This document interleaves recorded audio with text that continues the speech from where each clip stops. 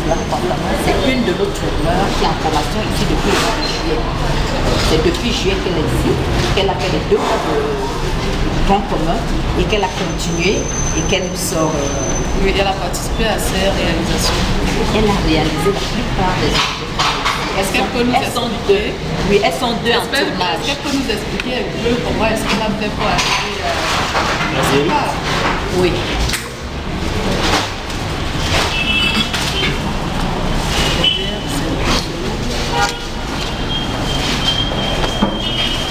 Vous pouvez nous expliquer comment vous avez pu réaliser ce verre par exemple? Je vais vous présenter. Moi, c'est mademoiselle Tous les plats, c'est déjà quel bois? Quel type de bois? c'est le loup alors. C'est le loup alors.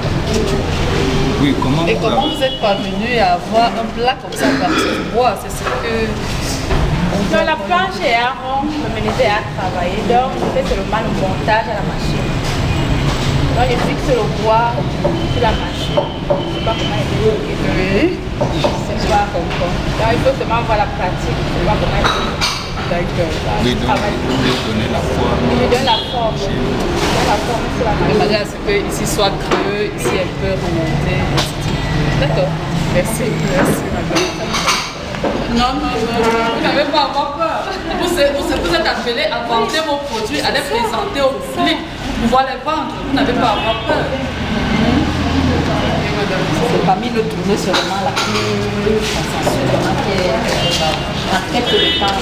Parce que en fait aussi, dans le matériel, dans ce que nous faisons, c'est le tournage qui demande une machine lourde.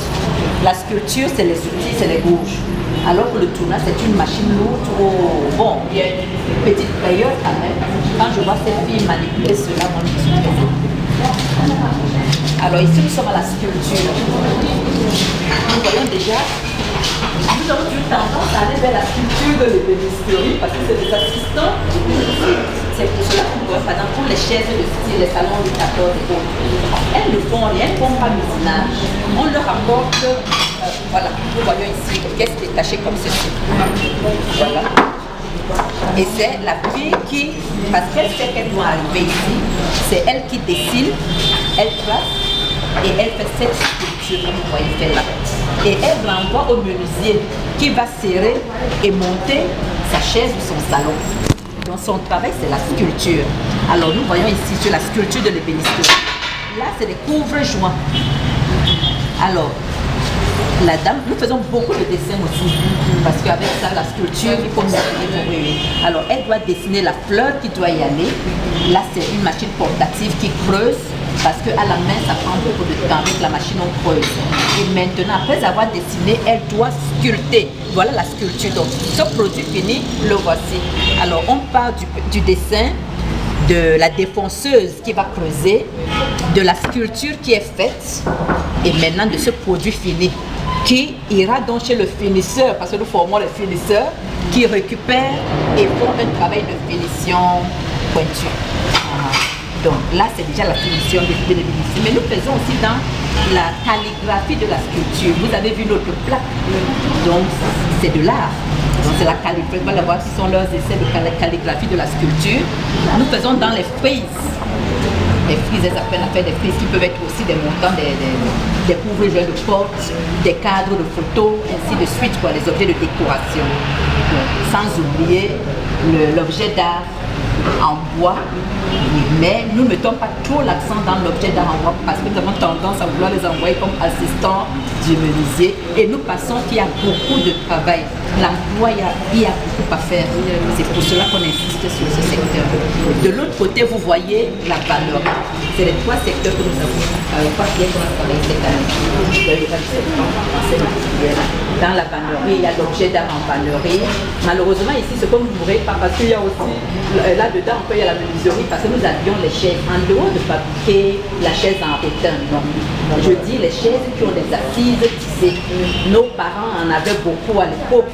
On a trouvé que c'était démodé chez les Blancs, ça revient totalement à la mode, c'est très beau. Donc ils font le paillage, le rempaillage, le canage, qui sont des habillages de chaises et de salons. En dehors de l'objet d'art qu'on voit ici, la corbeille utile, le plateau utile, ainsi de suite. Mais cette année, nous ajoutons la filière finition parce que vous savez tous qu'on se plaint que nos produits ne sont pas suffisamment finis. Donc il faut à tout prix que cette année on mette l'accent dans la finition et le vernissage. Que ce soit vraiment esthétique. Et nous avons déjà pratiqué pour qu'on soit capable de plier ça. Donc, madame, si je comprends, elle me dit que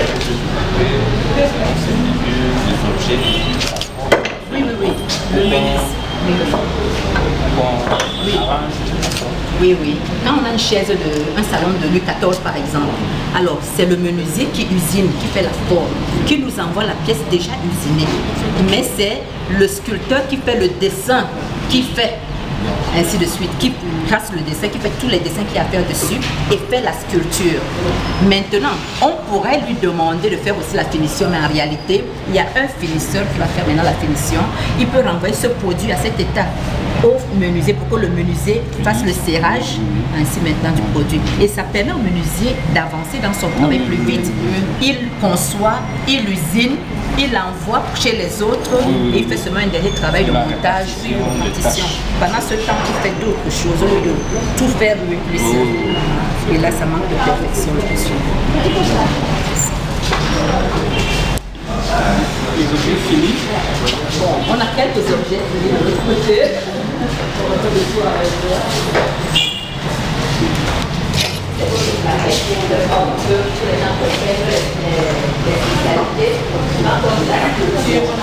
Quelques objets qui on voit sur les défis qu'on a fait